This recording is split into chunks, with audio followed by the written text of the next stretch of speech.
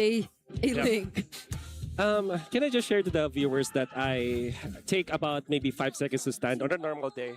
That's right, right? Yep. You notice me. It's difficult for me to stand from a sitting position. Yeah. It's labored. It's labored. But today, because of that Brody last pick, It took less than T-2 seconds. Just He just it was instant. yeah.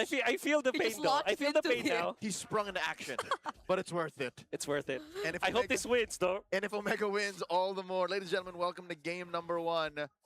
It's Smart Omega versus Team Liquid of Philippines. A quick look at the emblem set. It seems like the trend now is the bargain hunter for our gold laners, and even the Yeah. Brody picks it up. Typically a hero that you would want to have, like a master assassin, so that you can be oppressive. But this time, Omega wants to play the slower game, or maybe this is just the thing for gold laners now. It makes sense because the game is just so much faster. Yeah. You can't expect to go 16, 18 Right. minutes. The game usually ends in a fight at the 11th. Yeah. And either way, if you look at other parts of the map, they can go fast. So like their lineup, I just feel is built to Oh, really oh, oh. dominate the Teddy. beginning. Teddy! Back. Oh, a flicker from Call! And that's gonna be a solo kill to start off game number 1! Killer call, cold-blooded. Wow! And Teddy really stayed there for far too long. Carl surprises him with that flicker second skill. Actually, you would not expect Teddy suffering first blood. They actually missed some of the minions, so this is really good for Omega. It is. They aren't able to find any trades across the board just yet. So it's a clear win for Smart Omega to start off this match. Even if the first hurdle is going to spawn in a few seconds too, I feel like the matchup that you're seeing in the EXP lane already has so much impact in terms of who would get the upper hand. I mean, a Dairoth into Uranus is basically a bear and fish. One is clearly the predator. That is right. Wow. Dairoth day to day. And it's a direct answer to what the meta game actually provides us. The sustain from the EXP laners demands an answer, and this time it's going to be the Dairoth. But they increase the potency of the Dairoth by actually putting our heroes that complement the Dairoth with it, like the Assassin Sling, Yep. Hirara, and then the Brody, which I really like. Okay, Liquid are still trying to position themselves around this objective. Abyssal Strike is not gonna land! Carl still gets the turtle! Sanji takes down Quirksiva! Oh! And now it's gonna be a circling eagle to finish off Ryzen! What is going on? There you go! Mingwin falling to Liquid! Despite all that, have still found a way to win this turtle fight! The birthday goat with the Titus retribution. And as well the rest of the horsemen take down one more and call. Welcome to the MPL, Youngblood. Oh, draft doesn't matter. It's the execution. JP was phenomenal in that fight. Of course it was. Credits to Carl TZ with that retribution, allowing JP to get to his level 4. Circling Eagle on point. And with the second skill, the blooms coming out from the Matilda that deals so much damage the longer, or the farther, yeah. farther you go. It's perfectly timed coming out from JP that he was able to take out Ryzen as he was trying to fly from wall to wall. And now the Liquid Stampede is here. 3,000 gold lead. Dear Lord, a single snap of a finger, a turtle into 3 kills. Like that is literally all it takes for Liquid to get the advantage.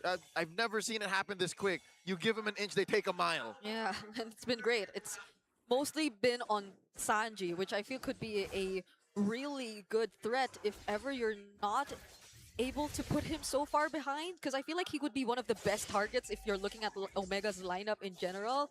But putting him ahead and a bit more confident in terms of where he currently stands in this game would make things easier for Liquid as a whole. In the blink of an eye, the only real safe place for Smart Omega is the EXP lane. That's the only lane they're really winning, because they took one off of Cull, right? And then mid lane, forget about it. Oh my lord, massive echoes! That's a 4-man Astral Echo that we get to see again from Sanji. Sanji is painting every ult a magnum opus. I'm not sure if I'm not mistaken, S18-2 was like a Sanji Novaria season. That should be 11. Or was it 11? Or They're good in odd numbers. yeah, that's true. That's true. Exceptionally good. I think 10 and 11 was... Oh, maybe you're right. Maybe it was 13. But this was a throwback. And I think what you're afraid of if you're Omega is the fact that when you have this lineup that you obviously prepared. Because and the reason why I'm saying that is because of the speed of when they picked up the first pick. Atlas, the way that they were so decisive with the Tyroth, and that Ling and Brody comboed up together, they were confident with this. Okay, Sanji, can he get out of this though? He does not have the flicker. He does fall. They do try to chase him as much as they can. And they get him. There's so much in Omega's kit to actually find that Novari on the backline. Ryzen here, short on energy. Cannot just finch poise onto a wall, waiting for his purple to spawn. This is not a safe take. It's up in 3 seconds, but Carl is on him. Oh, it's Mingwin who eventually gets to lay down the deadly magic on. I thought it could have been Ryzen. But the change in target for Carl. Yep, Carl Hartizi is just so on point. I think he's in the flow state right now. His targeting, his retribution is on point.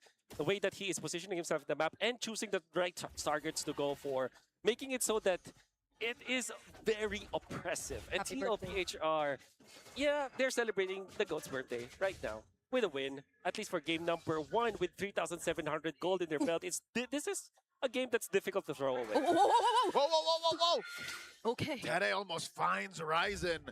And Perksiva, so quick to answer back. Oh! Flicker in! Take it down, Dean! It's a solo kill. It counts as a solo kill. Teddy, with the past 2 kills that he had, has somewhat redeemed himself from what happened in that first solo kill. Okay. Deadly Teddy. Deadly Teddy is what you're looking for. The gloves are off. Like Yep. these two teams just know this has changed from a match into a fight. And you can see that this is a typical Liquid Stampede. When there is a play up top, there's another that's going on the bottom.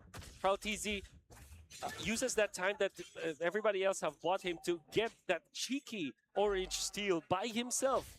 And now this is inflating the gold lead that TLPH has right now. The way that Carl TZ's been playing the Harley feels as if he's still on a Hanzo anyway. Yep. Like, he's just so everywhere. He's hyperactive. He's a little magical boy. Oh! Turtle Ryzen here. No way. Again! Trouble and he's down! JP! No way. Not even a Ling could escape how Liquid have scattered themselves across the map. Luis holding on to this purple buff, not even enough to save it for Ryzen's return. The hits keep coming. Brigida's brain and mouth can't keep up with the action. There was Grand Theft Purple going on, and then a drive-by on Ryzen, and then a push in mid. Like, all of that was happening while we were still just reeling from what happened. And then Teddy is able to push up top on his own. Oh my god, TLPH are so oppressive whenever they get a little bit of an advantage. They inflate it, and they make the moves all simultaneously that you are just overloaded with so many problems for Omega. Oh, Fatal Links onto 3, but JP still gets out. Sanji survives too. Sanford still standing in front of 4 members of Smart Omega. Nothing! And it's as if he doesn't care. He's just gonna take on the damage. He's gonna sustain and survive every single one. There was nothing! Nice try for Omega. It would have been a good setup. Everyone was there, but there's no damage.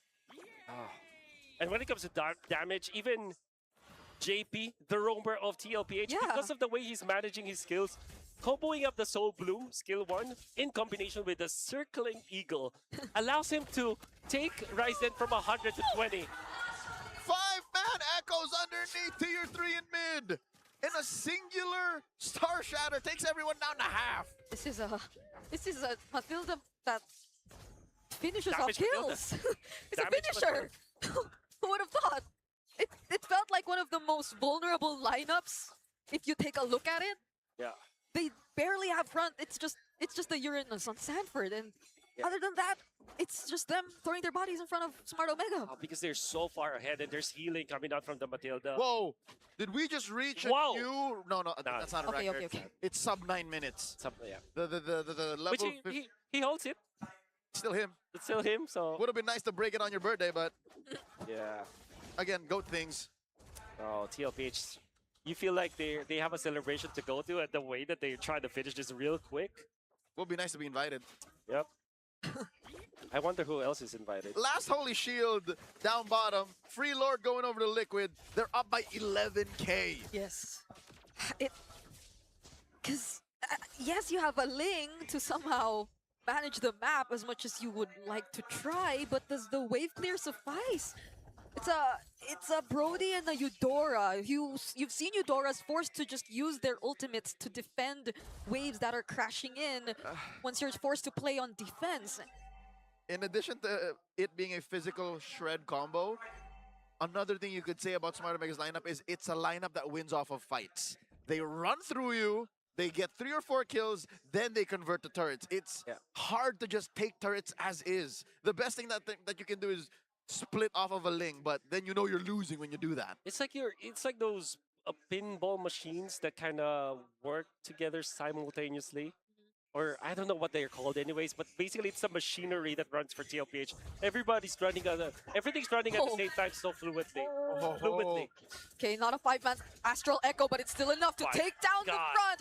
Perxiva, the setup, it's nowhere to be found. Cole using the torn apart memory. Sanji taken out by Ryzen, but Carl TZ, he just takes down the turrets, and now Ryzen gets nowhere to run. The base! Teddy's on a killing spree, and Liquid are looking for the end. The base! 11 minutes in, they take away game number 1.